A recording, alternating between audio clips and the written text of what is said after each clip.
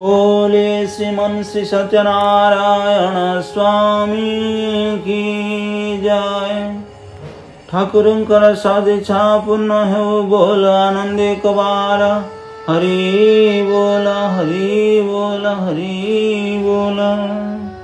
जगत गुरु ठाकुर श्री श्री अभिराम परमहंस देवंक विभूति लीला। विषय वैष्णव अपराध। वैष्णव अपराध ए संसार छटी अपराध अच्छी। प्रथमे संग अपराध, द्वितीय शास्त्र अपराध, तृतीय साधु अपराध, चतुर्थ गुरु अपराध, पंचम नाम अपराध, षष्ठ श्री विग्रह अपराध। ये 6 अपराध को आमे यदि जीवन रे सतर्कर सहित न चलिबा ताहले भविष्य रे बहुत अमंगल सृष्टि करियो। सेतिपाई ये 6 अपराध रो बड़ अपराध गुरु वैष्णव अपराध। सेतिपाई ठाकुरे कहिसंती कहिले किस अछि बाबू वैष्णव अपराधी न हेबु। सेतिपाई गुरु वैष्णव अपराध कले तारा निस्तार नहीं।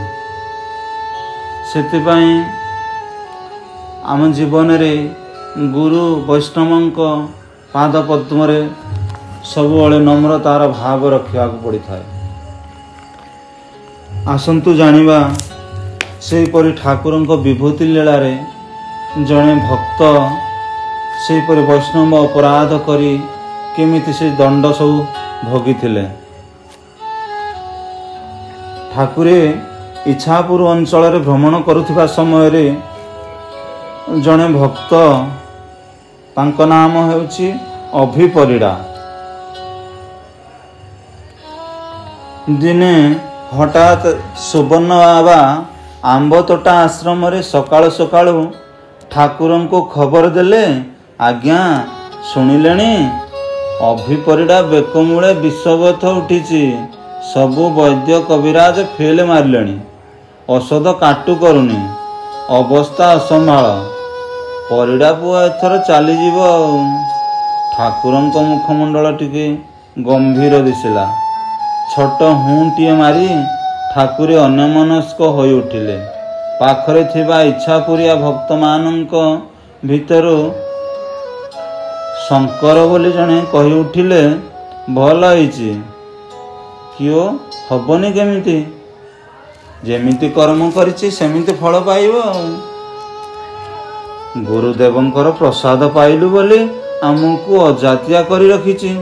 ता तंटीरे बेमार हबने तो कहा तंटीरे हबो? ठाकुरे किंतु मृदु प्रतिवाद कले। शंकर चुप हो गले।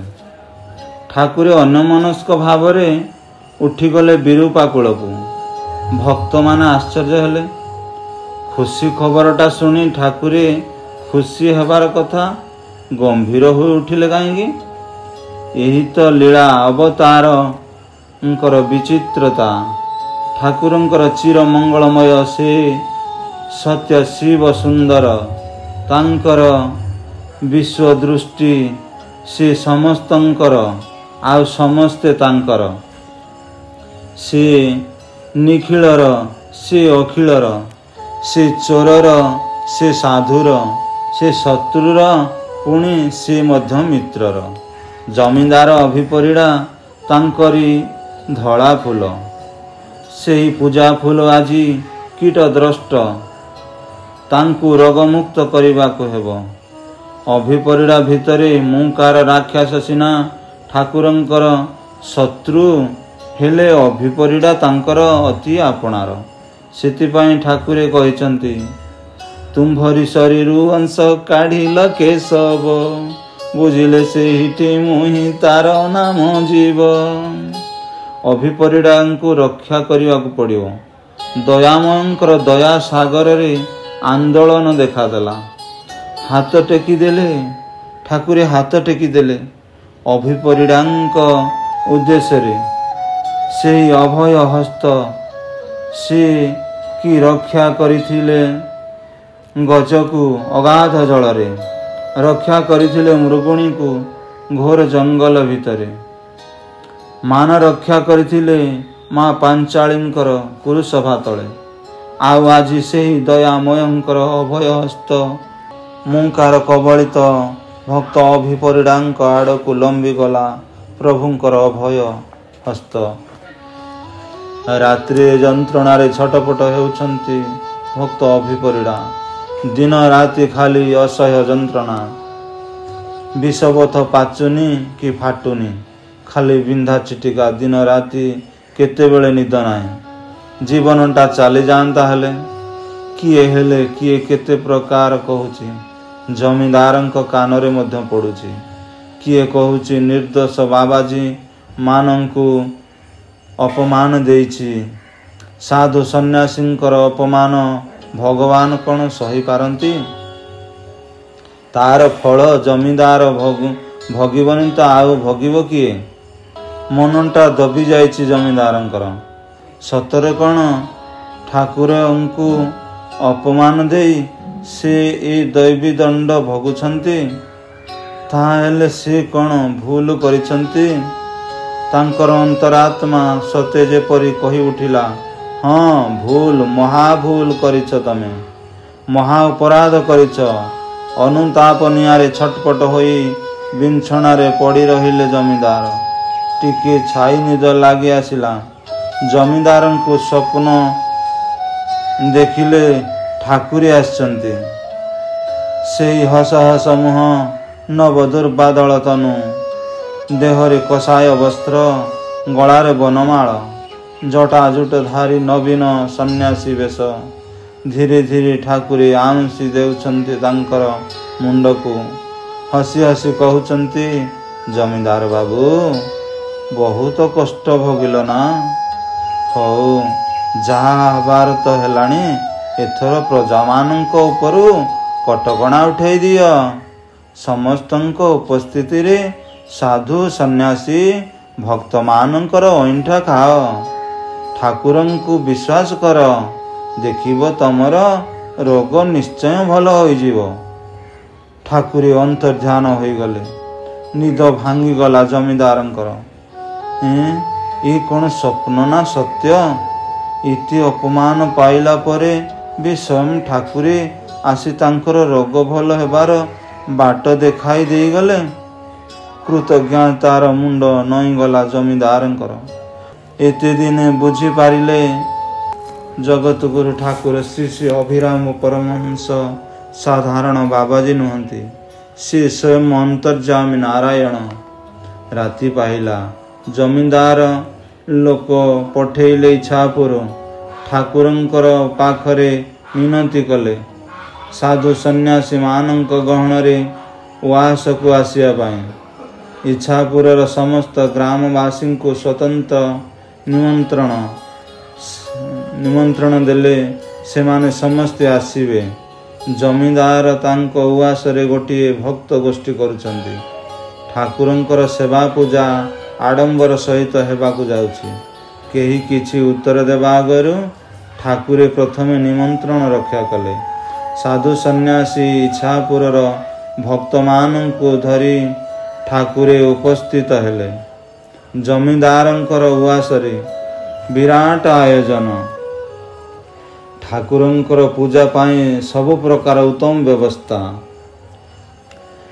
ଠାକୁରଙ୍କର ଆଗମନର ଖବର ପାଇ ଜମିଦାର ସମସ୍ତ ଦେହ ଦୁଃଖ ଯନ୍ତ୍ରଣାକୁ ଭୁଲି ଆସି ଠାକୁରଙ୍କର ପାଦ ଧୋଇଦେଲେ। ଚରଣାମୃତ ପାଇଲେ। ସାଧୁ ସନ୍ନ୍ୟାସୀଙ୍କର ପାଦ ଧୋଇଦେଲେ। ବିଧି ବିଧାନରେ ଠାକୁରଙ୍କର ପୂଜା ଆଳତି ମଣୋହି ଓ ବିଶ୍ରାମର ବ୍ୟବସ୍ଥା କଲେ। ରାତିକୁ ବହୁତ ଲୋକ ରୁଣ୍ଡ ହେଲେ। ଢୋଲ ମହୁରୀ ବାଦ୍ୟରେ କମ୍ପି ଉଠିଲା ଜମିଦାରଙ୍କର ଉଆସ। ନଦିଆ କୀର୍ତ୍ତନ ମଧ୍ୟ ହେଲା। ଠାକୁରଙ୍କର ଷୋଡ଼ଶ ଉପଚାର ପୂଜା କଲେ ଜମିଦାର ନିଜେ। ଅନୁତାପର ଅଶ୍ରୁ ତାଙ୍କର ବହି ଯାଉଥିଲା ଧାର ଧାର ହୋଇ। ରାତି ପ୍ରାୟ 11ଟା ବେଳକୁ ପଙ୍ଗତ ବସିଲା। ଠାକୁରଙ୍କର ମଣୋଇର ବ୍ୟବସ୍ଥା ଉତ୍ତମ ଭାବେ ହେଲା। ଠାକୁରେ ମଣୋଇଙ୍କୁ ବିଜେ କଲେ। ସନ୍ନ୍ୟାସୀମାନେ ମଧ୍ୟ ପଙ୍ଗତରେ ବସିଲେ। ଇଚ୍ଛାପୁରର ଭକ୍ତମାନେ କିଛି ଦୂରରେ ପ୍ରସାଦ ପାଇଲେ। ପଙ୍ଗତ ପରେ ଭକ୍ତ ଅଭିପରିଡ଼ା ଠାକୁରଙ୍କ ଖାଦ୍ୟ ପାତ୍ରରୁ ସନ୍ନ୍ୟାସୀମାନଙ୍କ ପତ୍ରରୁ କିଛି କିଛି ନେଇ ପ୍ରସାଦ ରୂପରେ ପାଇଲେ। ଭକ୍ତମାନଙ୍କ ପତ୍ରରୁ ମଧ୍ୟ ଟିକିଏ ଲେଖାଏଁ ଅନ୍ନ ପାଇ ମୁଣ୍ଡରେ ହାତ ବୋଳିଲେ, ସତେ ଯେପରି ସେ ଆଜି ମହାପ୍ରସାଦ ସେବନ କରୁଛନ୍ତି। ଭୋ ଭୋ ହୋଇ କାନ୍ଦି ଉଠିଲେ ଭକ୍ତ ଅଭିପରିଡ଼ା। ଜମିଦାରଙ୍କ ଆଭିଜାତ୍ୟ ଭାଙ୍ଗି ଚୁରମାର ହୋଇଗଲା। ଠାକୁରଙ୍କ ପାଦ ତଳେ ପଡ଼ି କ୍ଷମା ଭିକ୍ଷା କଲେ। ଠାକୁରେ ସ୍ନେହରେ ଉଠେଇଲେ, କହିଲେ, ଜମିଦାର ବାବୁ, ଭଗବାନ ମଙ୍ଗଳମୟ।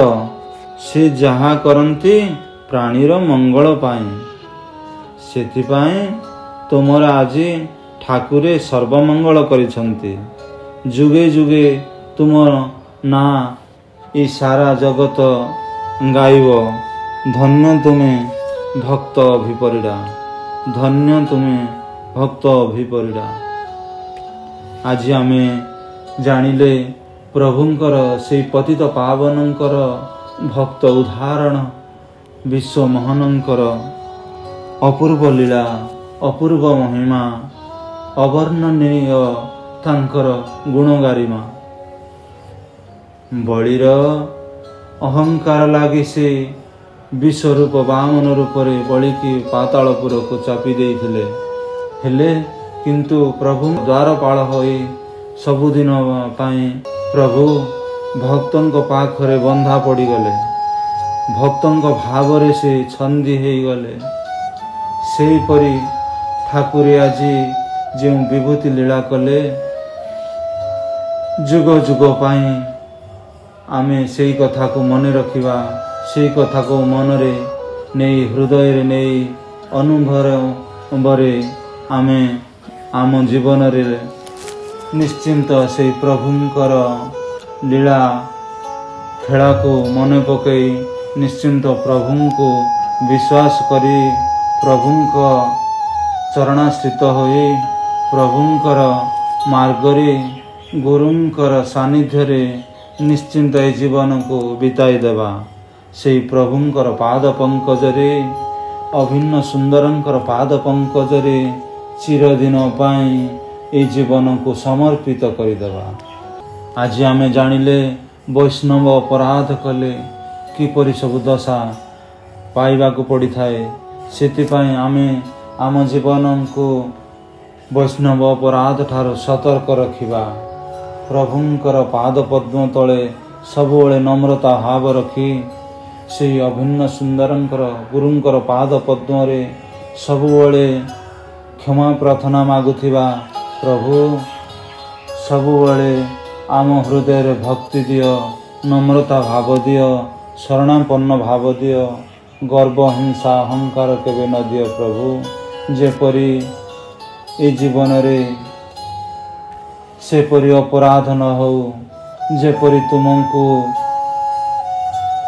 ଗାଳି ମନ୍ଦ, ଭର୍ସନା, ତୁମ ନିନ୍ଦା ଏ ତୁଣ୍ଡରେ କେବେ ନ ଆସୁ ପ୍ରଭୁ। ସବୁବେଳେ ତୁମର ଗୁଣ, ତୁମର ମହିମା ଗାନ କରୁଥାଏ ତୁଣ୍ଡ। ସବୁବେଳେ ତୁମ ପାଦ ପଙ୍କଜରେ ଏ ମନ ପ୍ରାଣ ଜୀବନ ସମର୍ପିତ ହୋଇ ରହିଥାଉ ପ୍ରଭୁ। ଏତିକି ସୁକଲ୍ୟାଣ କରନ୍ତୁ, ଏତିକି ଶୁଭାଶିଷ କରନ୍ତୁ ଏ ଅଧମ ପ୍ରତି, ଏ ଜନଜଗତ ପ୍ରତି, ଏ ଭକ୍ତ ସମାଜ ପ୍ରତି ପ୍ରଭୁ। ସବୁବେଳେ ତୁମ ଭାବରେ, ତୁମରି ଚରଣରେ ଶରଣାପନ୍ନ ଭାବ ଆସୁ ପ୍ରଭୁ, ଶରଣାପନ୍ନ ଭାବ ଆସୁ। ଜୟ ଶ୍ରୀ ସତ୍ୟନାରାୟଣ ସ୍ୱାମୀ କି ଜୟ। ଠାକୁରଙ୍କର ସଦିଚ୍ଛା ପୂର୍ଣ୍ଣ ହଉ। ବୋଲ ଆନନ୍ଦ ଏକ ବାର। ହରି ବୋଲ, ହରି ବୋଲ।